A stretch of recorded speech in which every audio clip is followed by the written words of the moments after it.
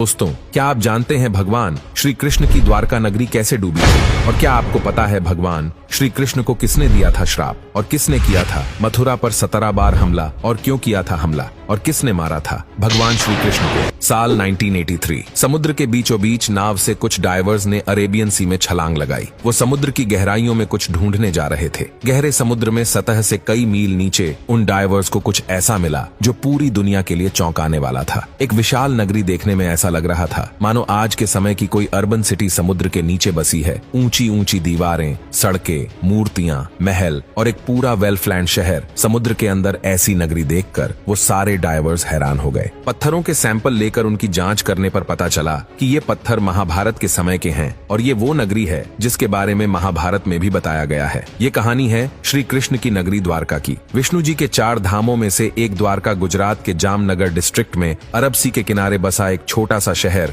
जहां हजारों कृष्ण भक्त दूर दूर से प्रभु की सिर्फ एक झलक देखने को आते हैं। भागवत पुराण के 10वें शब्द के अनुसार कंस का वध करने के बाद श्री कृष्ण पूरे यादव वंश के साथ मथुरा में रहने लगे। कंस की मौत से क्रोधित होकर उसके ससुर जरासन ने मथुरा पर हमला बोल दिया। एक के बाद एक जरासन ने मथुरा पर 17 बार हमला किया। इन लगातार हमलों से परेशान होकर श्री कृष्ण ने मथुरा छोड़कर कहीं और जाना ही सही समझा। उन्होंने समुद्र के ऊपर एक विशाल नगरी के निर्माण का आदेश दिया, लेकिन समुद्र देव की आज्ञा के बिना ये मुमकिन नहीं था। तब श्री कृष्ण ने समुद्र देव की आराधना की। समुद्र देव ने प्रसन्न होकर समुद्र के बीच श्री कृष्ण को 12 योजन धरती प्रदान की। इसी धरती पर भगवान विश्वकर्मा ने द्वारका का निर्माण किया। द्वारका एक वेल प्लांट सिटी थी जो आज के जमाने की अर्बन प्लानिंग को भी मात दे सकती है। सड़कें, सोने के महल, बड़े बड़े दरवाजे, बगीचे, तालाब और सब कुछ एक बेहतरीन स्ट्रक्चर के साथ बनाया गया था। नगर के बीचों बीच था श्री कृष्ण का महल, जो यहाँ की सबसे खूबसूरत इमारत थी। जब ये नगरी बनकर तैयार हो गई तब श्री कृष्ण अपनी योग माया से अपने परिवार के साथ पूरे यादव वंश को मथुरा से द्वारका ले आए और इसके बाद उन्होंने मथुरा जाकर जरासंध और काले वंश से युद्ध किया। विजय होने के बाद श्री कृष्ण द्वारका नगरी को लौट आए और अपने परिवार के साथ खुशहाली से रहने लगे। लेकिन जिस प्रकार इस धरती पर जन्म लेने वाला हर जीव सुख और दुख के बीच बंधा होता है, वैसे ही श्री कृष्ण भी इस चक्र का एक हिस्सा थे। श्री कृष्ण ने जब ये देखा